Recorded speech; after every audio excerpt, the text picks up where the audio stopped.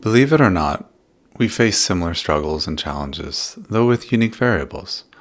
I'm just like most of us who got sick and tired of feeling bad and being sick for what I thought was no apparent reason. And I was not getting better, no matter what I tried under the Western medical paradigm, drugs, therapies, etc. In fact, I was getting sicker. Born at the end of the 70s, I was raised in a family of Western doctors. Around age 5, I underwent a barrage of tests that determined one of my ureters was causing fleshback and damage to one of my kidneys. Unfortunately, laparoscopic surgery, that minimally invasive version that goes through our belly button, did not yet exist.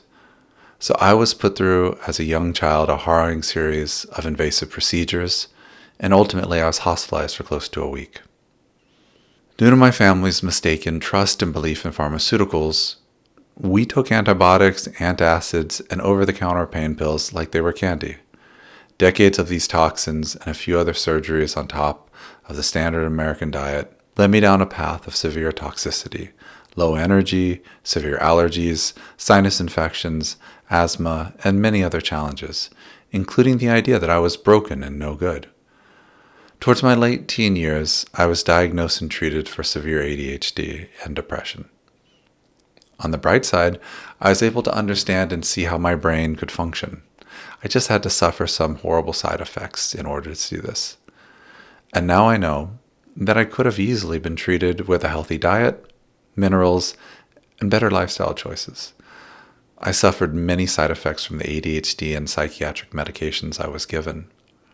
The first day I took Ritalin, my digestive tract changed, and my food preferences were never the same. I was only able to take certain ADHD medications for a few months, as the benefits would quickly dissipate, and I'd eventually have to stop, as I would get debilitating headaches, nausea, eye strain, and elevated blood pressure, which they also tried to medicate me for. This was happening at the young age of 19 to 20 years old.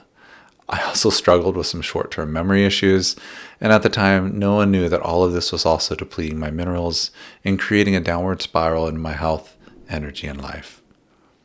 It became a life-changing event in my first year of law school when I was 21. In that first year, I ended up having 2 inguinal hernia surgeries. First, it was my left side, and 6 months later, it was my right side. These surgeries started me on a path of health and biohacking. Unfortunately, once again, laparoscopic surgery was not available, and I had 2 terribly invasive surgeries, which, while I came home quickly, cut into my abdomen muscles, as these are pivotal for everything we do throughout the day. It was a hard and long journey to recovery.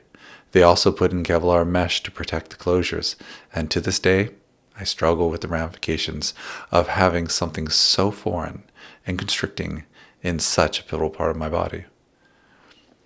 At that time, around 2001, the internet was very new, very limited, and difficult to access. Information, educational materials, resources were not easily accessed like today.